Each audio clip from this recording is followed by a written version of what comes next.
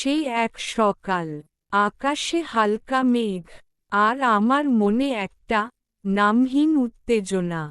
কলেজের করিডোরে দাঁড়িয়ে আছি, হঠাৎ তাকিয়ে দেখি সাদা নীল শাড়ি পরা এক মেয়ে। চোখে একরাশ বিষণ্ণতা, মুখে নরম নীরবতা। নাম নীলাঞ্জনা। সে কিছু বলতো না, আর আমি গুছিয়ে কিছুই বলতে পারতাম না। তবুও চোখের ভাষায় একটা সম্পর্ক গড়ে উঠেছিল। নিঃশব্দে, ধীরে ধীরে, মনের গভীরে। কলেজের পাশে ছোট্ট টং দোকানে চায়ের নিমন্ত্রণে গড়া হয়েছিল অদৃশ্য বন্ধন। সেই চুপচাপ হাসি, ভাগাভাগি করা নীরবতা, আর হেঁটে যাওয়ার সময় পেছনে ফিরে তাকানোর অপেক্ষা। কিন্তু সময় তো অপেক্ষা করে না। সে চলে গেল, না অন্য কাউকে ভালোবেসে না, শুধু পরিবারের ইচ্ছেতে।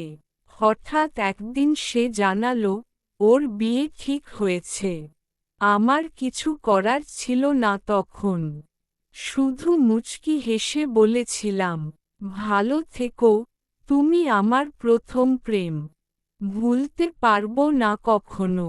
আজও যখন বৃষ্টি নামে, চায়ের কাপে ধোঁয়া ওঠে, হাওয়ায় ভেসে আসে পুরনো গানের সুর। সে প্রথম প্রেম আমার, নীলাঞ্জনা। তখন মনে হয়, প্রথম প্রেম হারায় না, শুধু জীবনের এক কোণে চুপ করে বসে থাকে। একটা অসমাপ্ত চিঠির মতো, যেটা কেউ কখনো পড়ে না, তবুও মন থেকে ফেলে দিতে পারে না।